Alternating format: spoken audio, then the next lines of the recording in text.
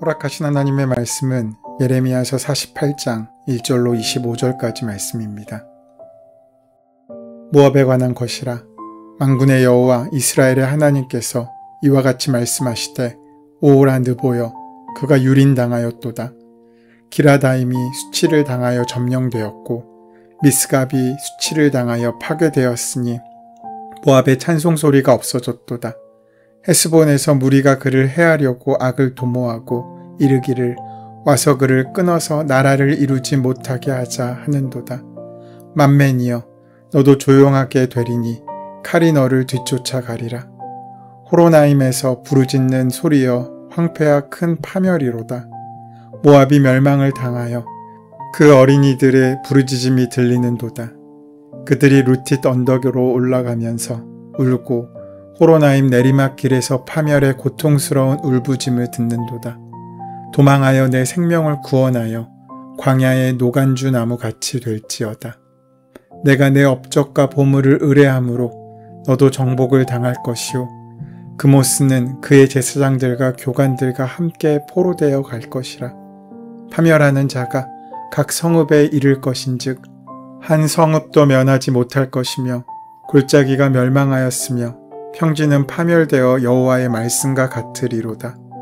모압의 날개를 주어 나라 피하게 하라. 그 성읍들이 황폐하여 거기에 사는 자가 없으리로다. 여호와의 일을 게을리하는 자는 저주를 받을 것이요 자기 칼을 금하여 피를 흘리지 아니하는 자도 저주를 받을 것이로다.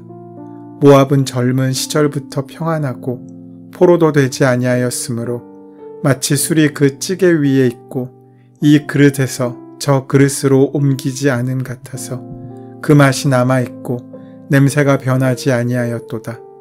그러므로 여호와께서 말씀하시니라. 날이 이르리니 내가 술을 옮겨 담는 사람을 보낼 것이라.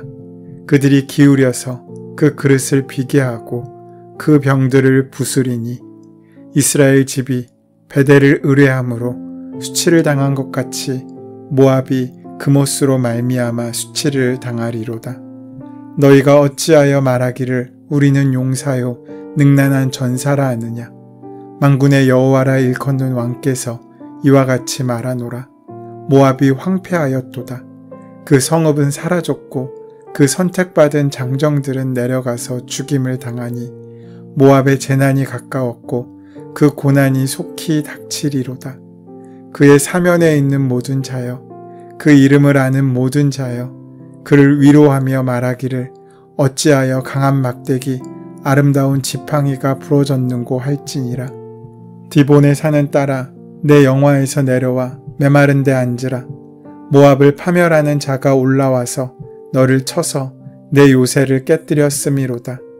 아로엘에 사는 여인이여 길 곁에 서서 지키며 도망하는 자와 피하는 자에게 무슨 일이 생겼는지 물을지어다.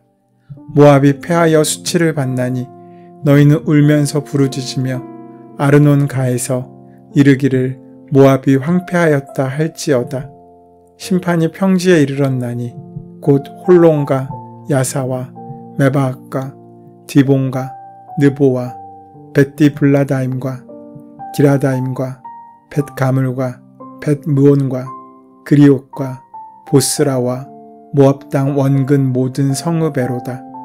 모압의 뿔이 잘렸고 그 팔이 부러졌도다. 여호와의 말씀이니라. 하나님께서는 이스라엘과 유다 이외의 세상 모든 나라의 주권자이심을 예언을 통해 보여주고 있으십니다. 예레미야 48장은 46장부터 51장까지 이방 10개국에 대한 심판의 말씀 가운데 세 번째로 모압의 멸망에 대한 예언의 말씀입니다. 어떤 사람들은 46장부터 이어지는 이 말씀들에 은혜를 받기보다는 조금은 거북하고 또 지루하게 받아들이기도 합니다. 멸망에 대한 이야기보다 축복에 대한 이야기를 훨씬 더 선호하기 때문입니다. 게다가 우리와는 상관없어 보이는 이방인들에 대한 말씀이니 더욱더 그래 보입니다. 그러나 하나님께서 이 말씀을 기록하여 우리에게 선포하시는 이유는 다 있을 것입니다. 그리고 이해하기 힘든 말씀 앞에서 더욱 우리는 우리의 생각을 내려놓고 하나님의 뜻을 구하여야 할 필요가 있습니다. 오늘도 겸손하게 나에게 주시는 말씀으로 믿고 본문이 우리에게 주실 은혜를 기대하며 묵상할 수 있기를 원합니다. 모압은 이스라엘과 유다의 국경 동편, 즉 사해 동편에 위치한 나라이며 르우벤 지파가 정착했던 땅의 일부를 빼앗아 영토로 편입하였습니다. 그런데 사실 모압은 이스라엘과 한 뿌리의 민족입니다. 모압은 아브라함의 조카 롯의 후손으로 형성된 나라입니다. 소돔과 고모라의 멸망 이야기 가운데 아브라함의 조카 롯의 이야기가 등장합니다.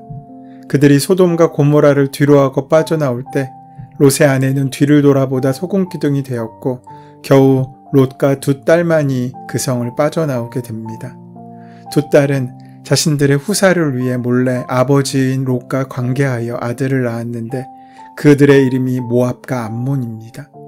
같은 뿌리이면서 이스라엘과는 적대관계를 유지했던 이웃민족이었습니다. 바로 직전에 말씀을 주셨던 블레셋을 우리의 입장으로 보면 일본쯤 된다면 모압은 어쩌면 우리에게 북한쯤 되는 존재일지 모릅니다. 모압은 아브라함의 조카 롯의 후손이었지만 하나님을 멀리하고 우상인 그모스를 섬겼습니다. 그모스는 다른 이름으로 몰록, 몰렉, 밀감, 밀곰 등으로 불렸습니다.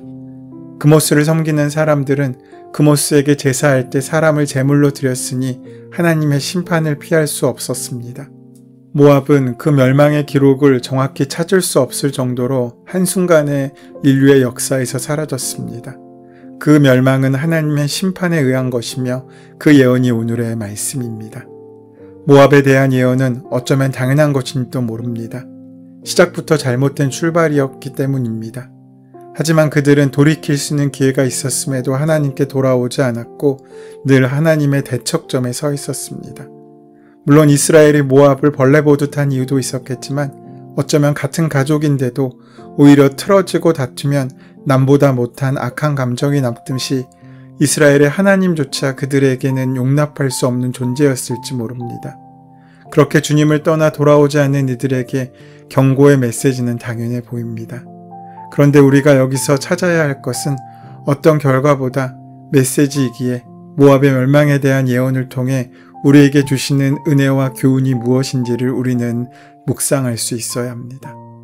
오늘 말씀을 자세히 보면 모압은 굉장히 잘 나가는 나라였던 것 같습니다. 2절 말씀에 모압의 영화라는 말이 등장합니다. 그러니까 모압이 한때는 잘 나갔다는 것을 보여줍니다. 7절에는 모압아 내가 너의 손으로 만든 것들과 너의 많은 보물을 의지하였다라는 내용도 등장합니다. 그들에게는 많은 보물도 있었을 뿐만 아니라 자신들이 만든 운명들도 있었던 것 같습니다.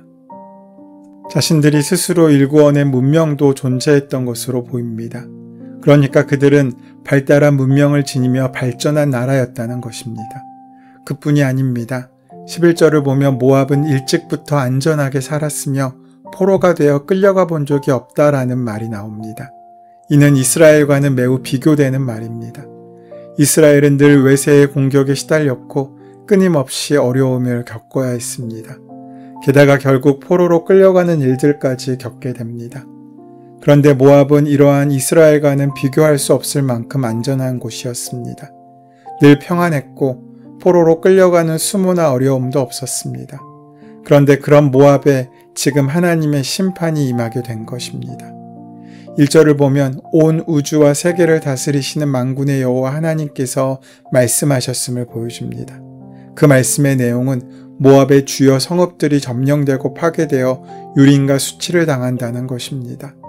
지금은 안전해 보이지만 모압의 성읍들이 외세의 침공으로 유린과 수치를 당하게 되니 6절에는 도망하라, 9절에는 날개를 주어 날아 피하게 하라라고 말씀합니다.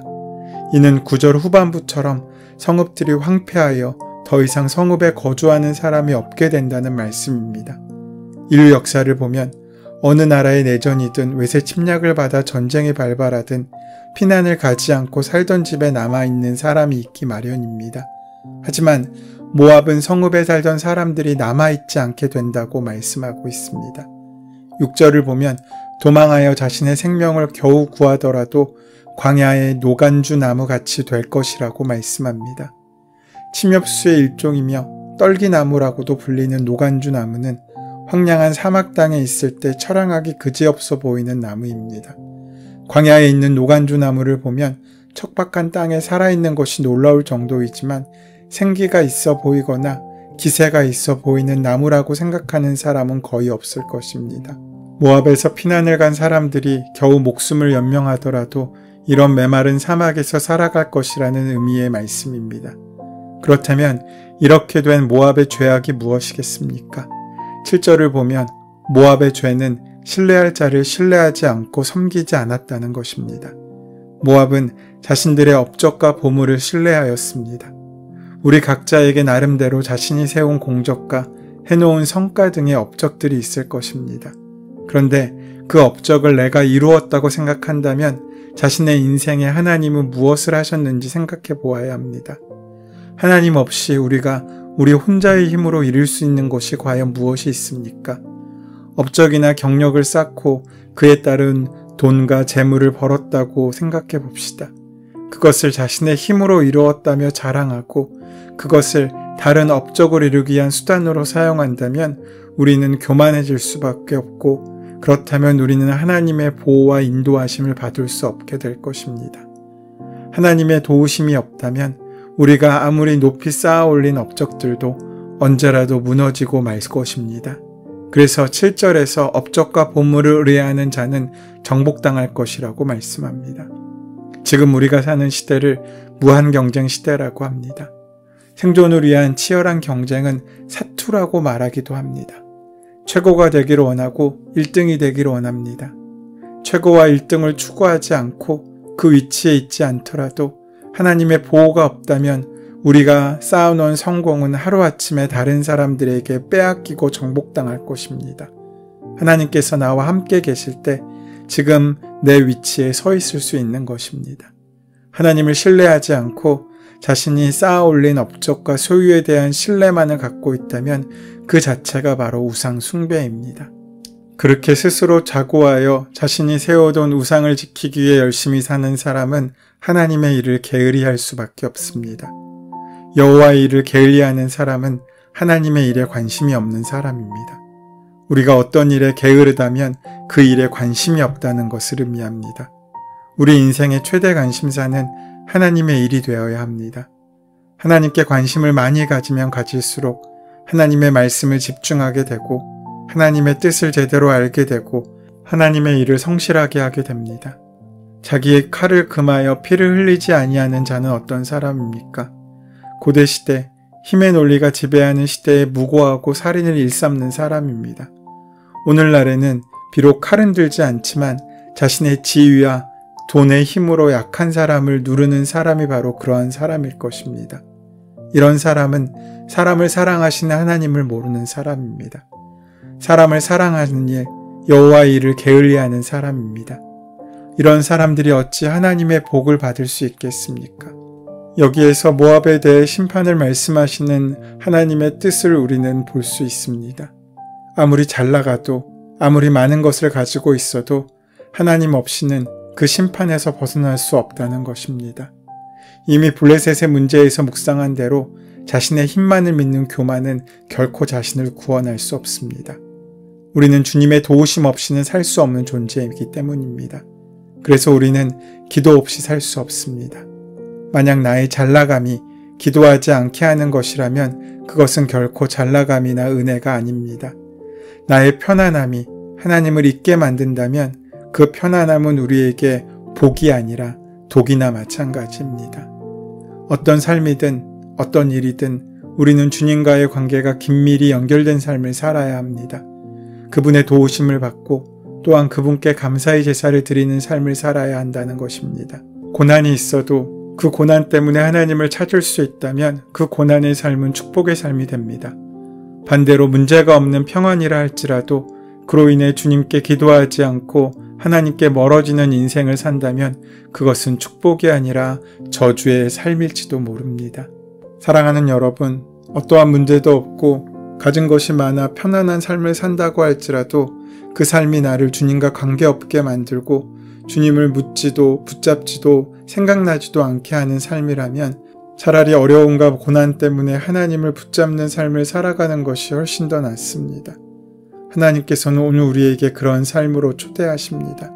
어디에 있든지 그 주님과 동행하시는 귀하고 복된 삶을 살아가는 우리가 되기를 소원하고 축원합니다. 은혜의 주님, 저희가 세상의 헛된 우상을 버리고 오직 한마음으로 하나님만을 섬기며 살도록 인도하여 주시옵소서. 예수님의 이름으로 기도드립니다. 아멘.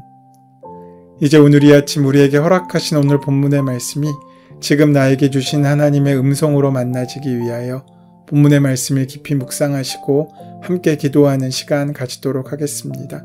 함께 기도합니다.